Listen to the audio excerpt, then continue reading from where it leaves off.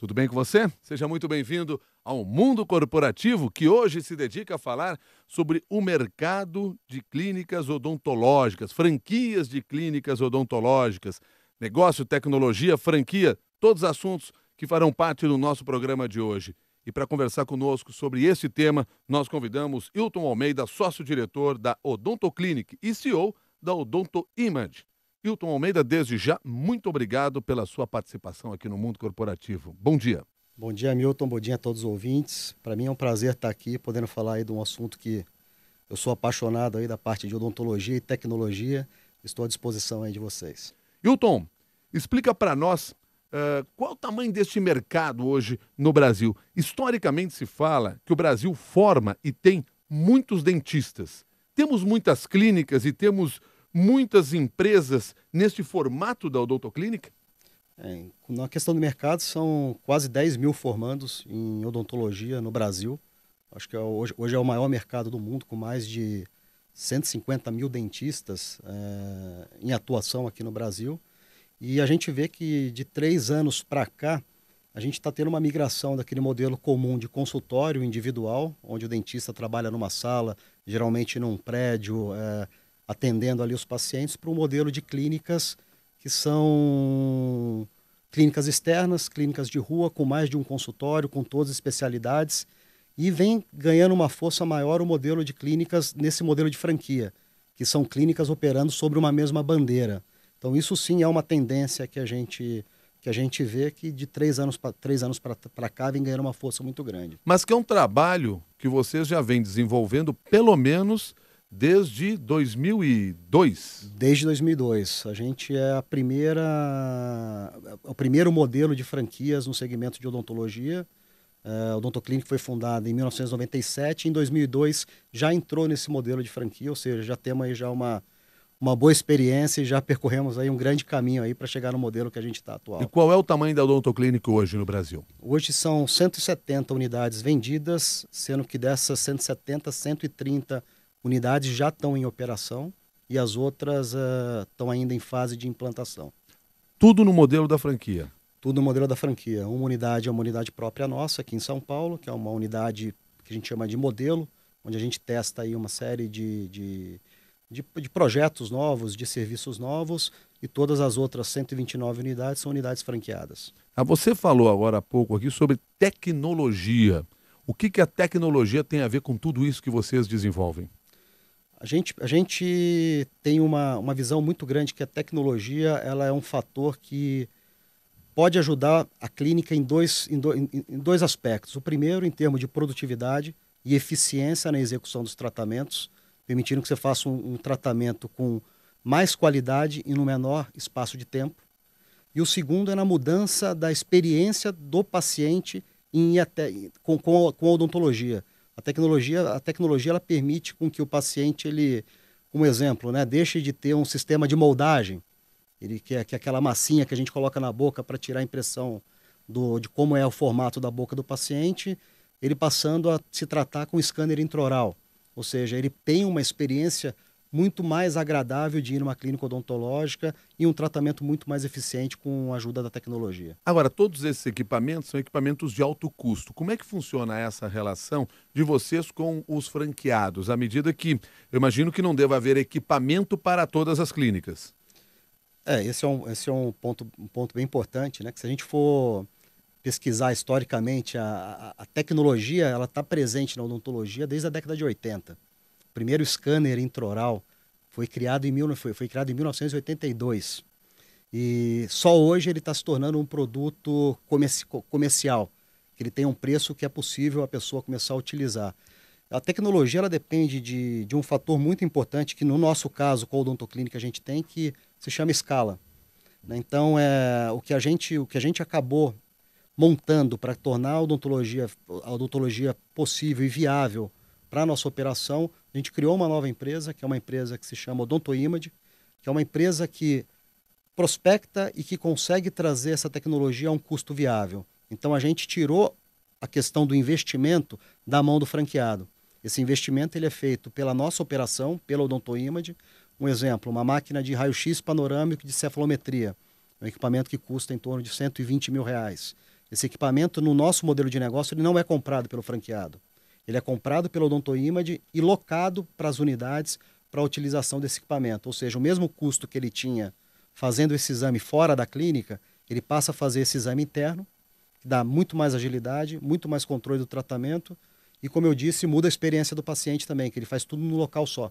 Ele não precisa mais ter que ir num centro de radiologia, voltar depois com o exame dele para continuar a fazer uma avaliação, a ver qual o diagnóstico.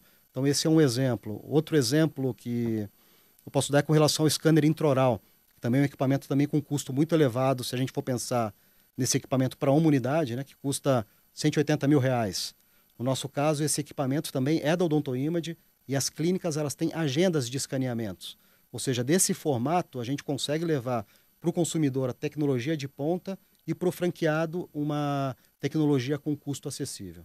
Logo no início dessa nossa conversa, você fez uma diferenciação entre a ideia de clínica e também a ideia de consultório. E eu queria entender de você, Hilton Almeida, qual é a diferença clara que existe entre essas duas coisas, de conceito entre clínica e consultório.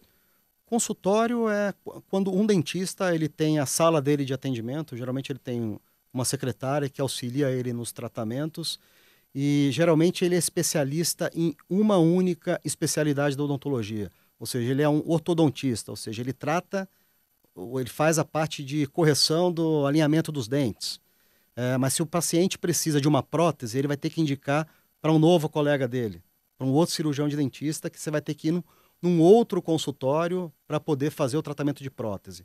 Quando você vem no conceito de clínica, você acaba juntando num único espaço todas as especialidades. Então você tem diversos consultórios, né? Acho que é mais fácil para a gente entender, dentro de um mesmo espaço, onde o paciente consegue resolver 100% das necessidades dele de tratamento. Ou seja, se ele tem que fazer um alinhamento do dente, ele tem um ortodontista à disposição, ele tem uma pessoa para fazer um implantodontista para fazer um implante, tudo na mesma estrutura. Eu acho que essa é a principal diferença. E qual é a vantagem para o dentista fazer parte de uma rede como a de vocês, ser um franqueado de vocês, em lugar de ter o seu consultório próprio? Principalmente para o dentista, a gente vê que o dentista ele tem uma grande dificuldade na questão de gestão. Né? Muitas vezes ele tem medo de abrir uma clínica odontológica, de abrir uma estrutura maior, por não saber como é que ele faz essa gestão, e é uma coisa que a gente consegue compreender bem, porque no tempo que ele estudou, ele nunca teve contato nenhum com isso. Ele foi formado para ser um executor, um especialista no tratamento odontológico. E o que a gente ajuda é justamente a ele dar esse passo, entregando um modelo de gestão mastigado para ele. Um modelo já testado, um modelo que a gente sabe que funciona, e um modelo que eu falo que ele tem como se fosse um guia mesmo, né? Através de um software que foi desenvolvido pela gente, que facilita muito esse controle do dia a dia da operação. Acho que esse é um primeiro ponto que ajuda bastante, aí, principalmente quando são dentistas. Quer dizer, o dentista é preparado para cuidar dos meus dentes, mas não do seu próprio negócio. Exatamente, exatamente. E o que é preciso para cuidar bem do seu próprio negócio, ou cuidar bem da sua clínica, ou do seu próprio consultório, levando em consideração que você possa ter uma empresa menor, ser só um consultório. Mas o que é preciso para você gerir bem este negócio?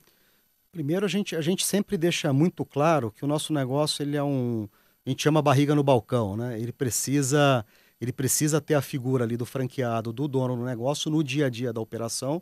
A gente está falando de dentista, mas o franqueado ele não precisa ser dentista. A gente tem diversos casos na rede de engenheiros, de administradores que acabaram abrindo o sistema Odontoclinic, mas precisa ter essa presença aí no dia a dia da operação. Precisa sim gostar de pessoas, né? Você é um negócio, é uma área de serviços, então você tem que lidar com pessoas o dia inteiro, tanto colaboradores como com pacientes, e precisa ter o capital de investimento, que é um ponto muito importante para a abertura do negócio também, que no nosso caso é de R$350 mil. Quer dizer, com R$350 mil, você consegue abrir o espaço da clínica, inclusive com equipamentos? Com equipamentos. 350 mil é o modelo que a gente chama de tradicional, que são os modelos para cidades maiores, capitais e cidades acima de 100 mil habitantes. E a gente tem um modelo, que é um modelo que a gente chama de light, que é um modelo que o investimento ele é menor, R$220 mil, que são para cidades menores do interior, cidades com abaixo de 100 mil habitantes, que aí é uma clínica com um tamanho menor, um número de cadeiras menor, por isso que a gente acaba tendo aí uma diminuição do investimento, mas é um investimento global, incluindo o capital de giro necessário para a operação, ou seja, já é a estimativa total mesmo E de o que investimento. vocês oferecem para a montagem desse negócio? Primeira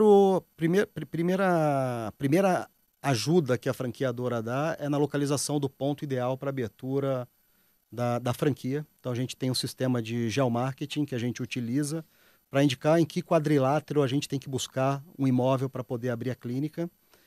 O segundo, né, por a gente ter essa escala, a gente tem uma negociação com os fornecedores de equipamento. Então a gente tem fornecedores homologados com valores especiais para os nossos franqueados para abertura, ou seja, já tem uma economia nessa primeira etapa, tanto na compra de equipamentos como na compra de insumos do dia a dia que você vai utilizar no seu negócio. A gente tem o projeto arquitetônico, ele é todo feito pela gente. Então a gente tem um escritório de arquitetura que trabalha em parceria conosco, que desenvolve todo o projeto arquitetônico e entrega para ser executada a obra para o franqueado. Durante esse período da obra, a gente tem toda a parte de treinamento, que é um treinamento presencial que o franqueado tem que passar aqui em São Paulo, e um período que a gente chama de vivência, né? Que muitas vezes ele passa por um período de vivência na nossa clínica modelo.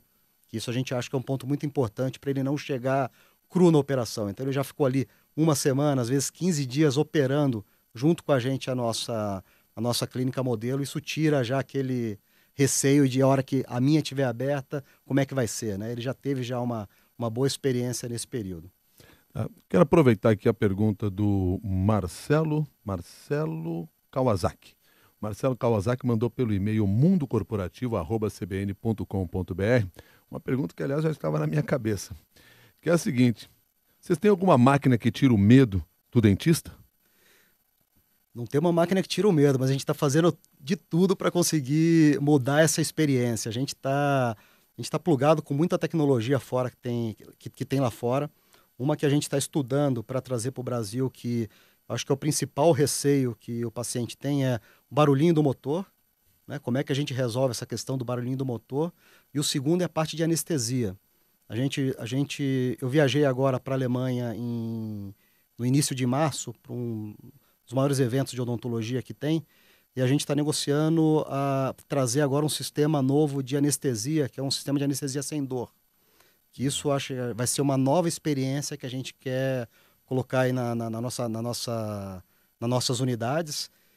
Mas o Marcelo tem total razão, né? Eu acho que esse é o principal objetivo que a gente tem aqui, que é diminuir esse medo de ir no dentista. Agora, ao mesmo tempo, você já falou isso para nós, vocês têm uma preocupação em tentar transformar, criar uma nova experiência do paciente nos consultórios, nas clínicas.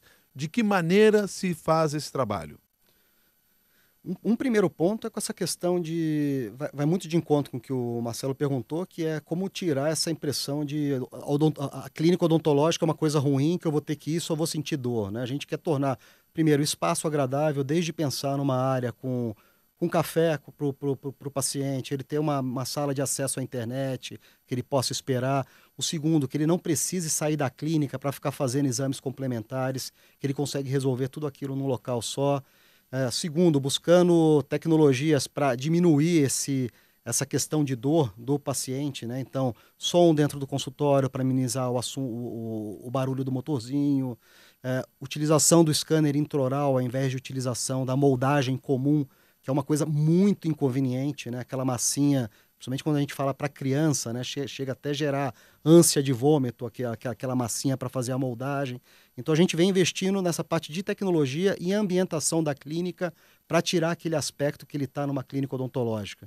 É por aí que vocês buscam o encantamento do cliente?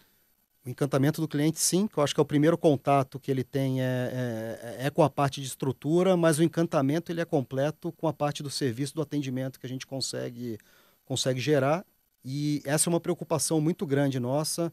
A gente foi atrás de um sistema de como aferir, né, essa qualidade do nosso atendimento na ponta. Então a gente acabou buscando um modelo que é um modelo que foi desenvolvido em Harvard, que chama NPS, que é Net Promoter Score.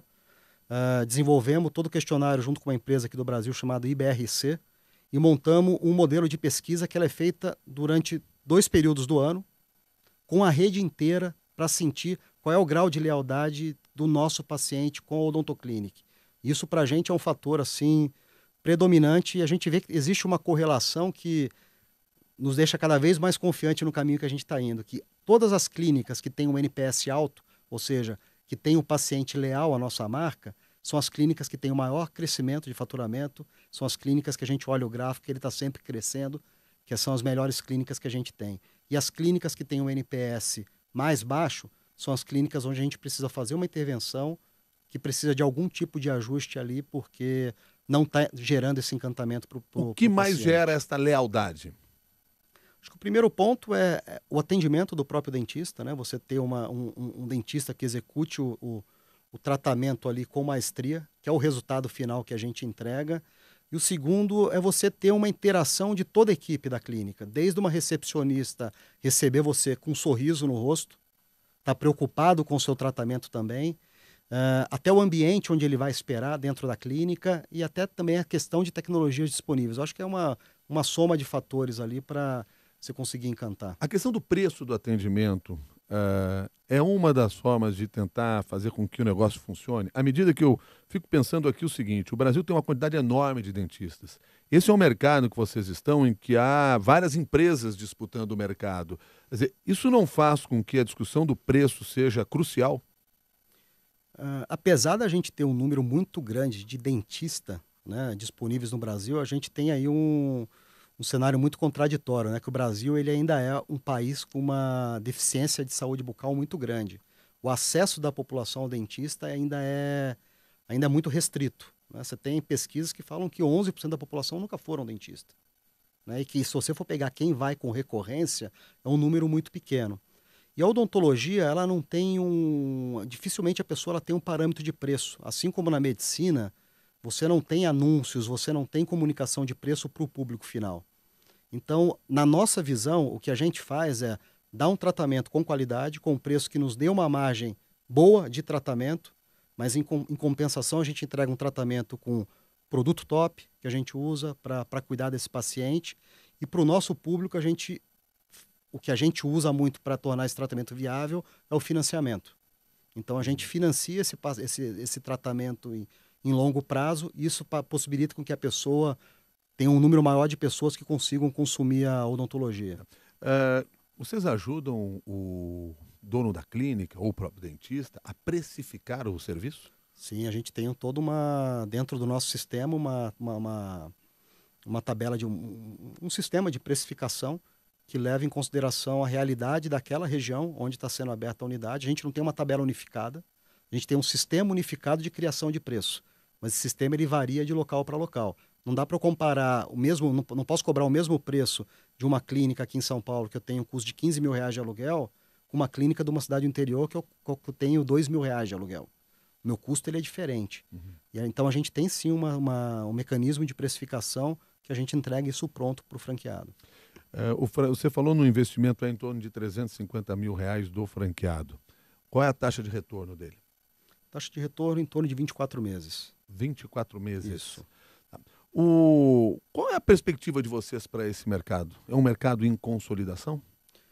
Ele é um mercado ainda muito pulverizado, mas a gente acredita que ele vai caminhar, assim como caminhou o mercado de laboratório de análises clínicas, ele vai passar por um processo de consolidação.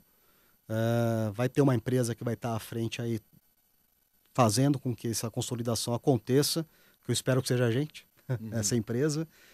Porque o ganho de escala na área de saúde ele é um ganho muito importante. Ele permite com que você cada vez aumente a produtividade, aumente essa mudança de expertise, de experiência para os pacientes. Então, eu acho que essa escala é um ponto muito importante que ela vai acontecer, acho que não no horizonte aí de muito longo prazo, não. Acho que em breve a gente vai começar a ver algumas consolidações. Dentro dessa perspectiva, que tipo de trabalho vocês estão fazendo para estarem bem colocados no momento desta consolidação?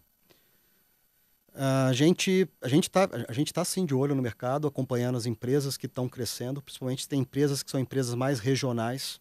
Então você tem empresas, grupos de franquias que atuam mais na região sul, outros grupos que atuam mais na região nordeste.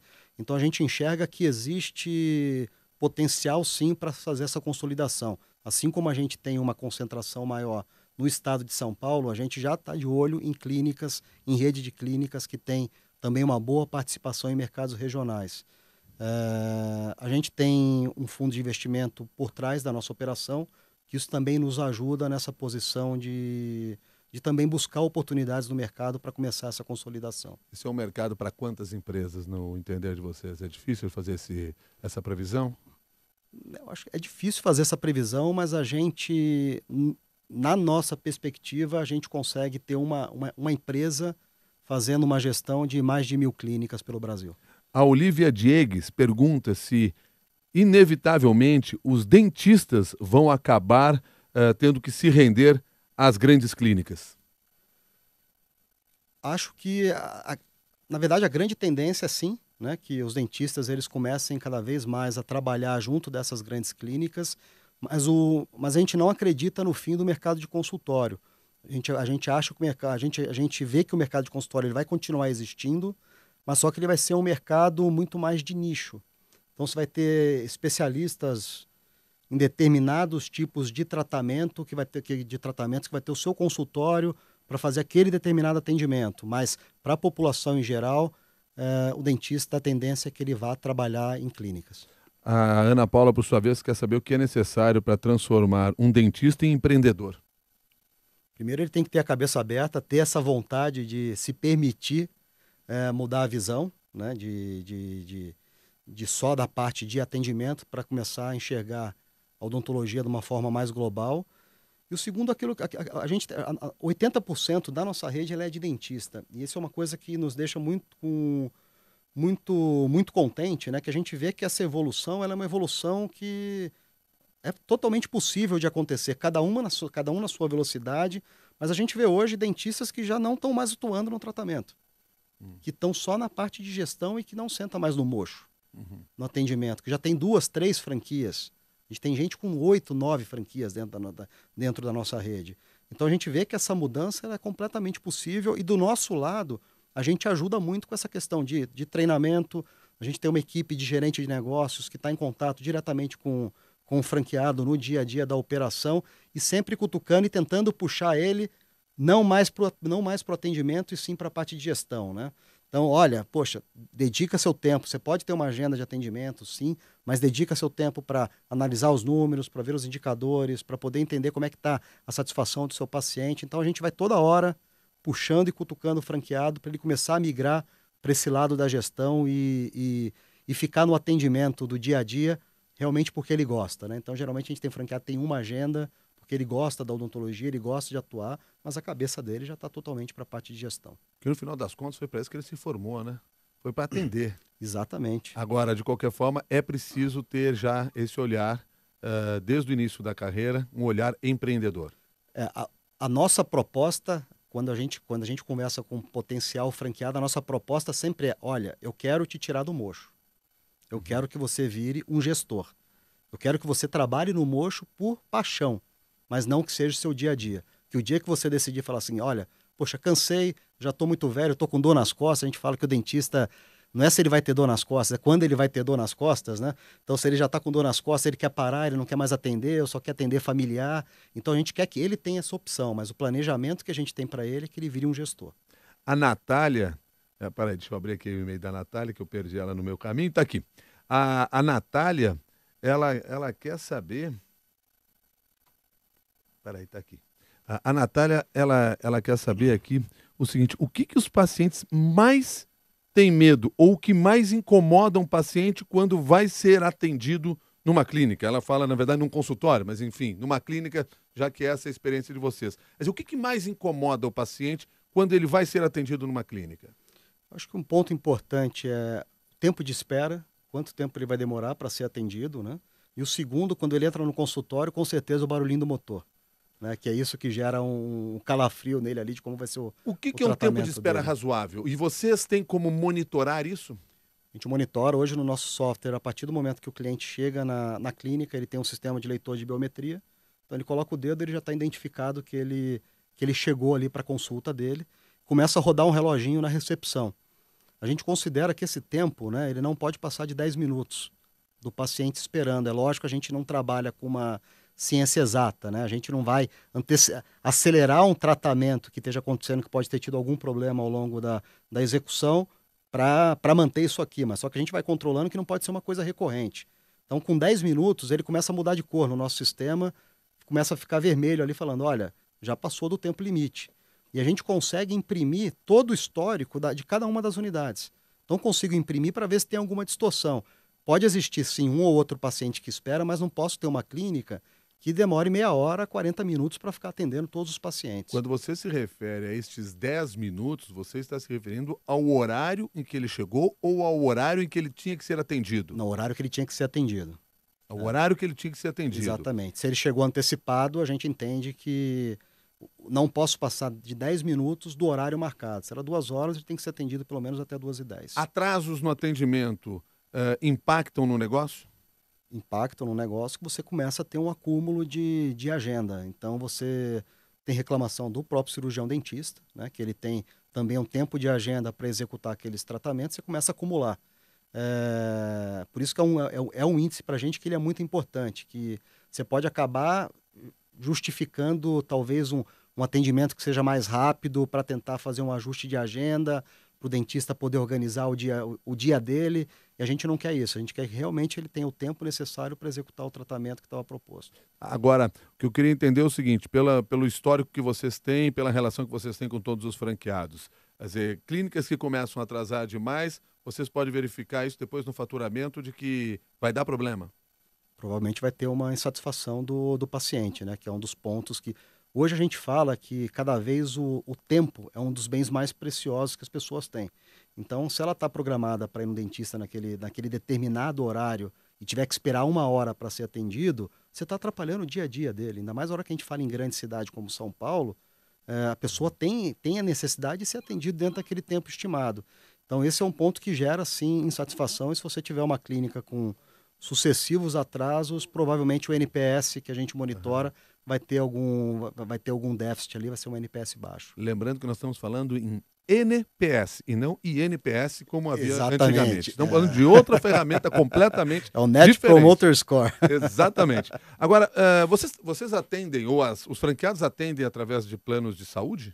Não. A gente, atendimento particular, a gente não atende plano odontológico. Por que não? Porque a gente quer rentabilizar o maior possível o nosso tempo de clínica. E o plano odontológico, o valor que ele paga por atendimento, ele é um valor baixo, que para a gente não justifica liberar o espaço de uma cadeira, sendo que eu tenho um potencial de clientes particulares ainda muito grande. Esse potencial realmente existe, isso é fácil de medir?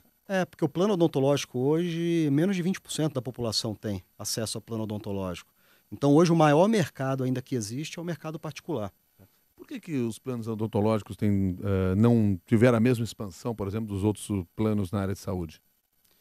Ele é mais recente, né? Ele vem crescendo numa velocidade grande, mas diferente do plano de saúde, né? A odontologia, a saúde da pessoa, a odontologia ela não é vista como vamos colocar um problema tão grande assim para o paciente. Vamos colocar que ele não corre risco de vida dele não estar tratando o dente, né? Na visão dele. Então, plano de saúde todo mundo tem.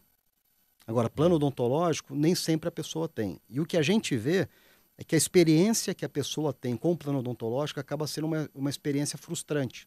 Porque como o plano odontológico repassa um valor baixo para o dentista, poxa, você vai marcar agenda, é um parto, é 1 mês para você conseguir agendar. Aí você vai agendar em consultório, que geralmente é que atende, mas ele só faz uma parte do tratamento, aí você tem que ir para outro. Ou seja, eu acho que ele não deslancha como ele poderia deslanchar pela experiência que o próprio beneficiário tem com relação ao plano que ele coloca. A gente recebe muita gente na clínica que tem plano odontológico, mas que faz a opção de tratar no particular porque falou, poxa, já cansei. Né? Eu prefiro pagar aqui um valor que seja parcelado, mas fazer o tratamento o mais rápido possível. Para encerrar nossa conversa aqui, eu vou ficar com a pergunta do Rafael. Qual é o futuro da odontologia? A gente vê que a odontologia, assim como outros mercados, né, vai ter muita coisa de tecnologia embarcada. Eu faço um paralelo que eu acho que é muito fácil para o ouvinte entender. Fotografia digital. Né? Antigamente a gente tinha fotografia analógica, hoje a gente tem a fotografia digital, a gente coloca essa foto dentro de um software que a gente faz maravilhas com essa foto. A odontologia ela vai seguir por esse caminho. Hoje quase todos os tratamentos eles já podem ser tratamentos planejados via software. Desde ortodontia, desde implante. Então, o que a gente vê que a tendência é que você tenha uma área que seja uma área super, super preparada para fazer toda a parte de planejamento e diagnóstico do paciente e que esse planejamento seja transferido para as unidades, sejam transferidos para as clínicas para serem executados, mas já com uma confiança, com uma precisão muito grande, né? Então, a gente acha que a tecnologia ela vai mudar bastante como a gente vê a odontologia num curto espaço de tempo. Hilton, muito obrigado pela sua gentileza de conversar conosco aqui no Mundo Corporativo. Um bom dia e até uma nova oportunidade. Obrigado a você pela oportunidade. Bom dia a todos os ouvintes. Hilton Almeida, que é sócio-diretor da Odontoclinic e CEO da Odonto Image, e conversou conosco hoje aqui no Mundo Corporativo. Obrigado também a você, Rafael, a Jéssica, a Natália e a todos os demais que mandaram perguntas ou participaram ao vivo nos acompanhando aqui pela internet em cbn.com.br. Lembrando que essa discussão aqui você pode levar para suas redes sociais e, se quiser participar do nosso grupo de debate lá no LinkedIn, Mundo Corporativo na CBN, entra lá, publica o seu texto, publica a sua opinião, discuta diferentes assuntos na área de gestão, de negócios, enfim, tudo que envolva o mundo corporativo. É a maneira de a gente compartilhar o conhecimento. Combinado assim? Até o próximo capítulo do Mundo Corporativo.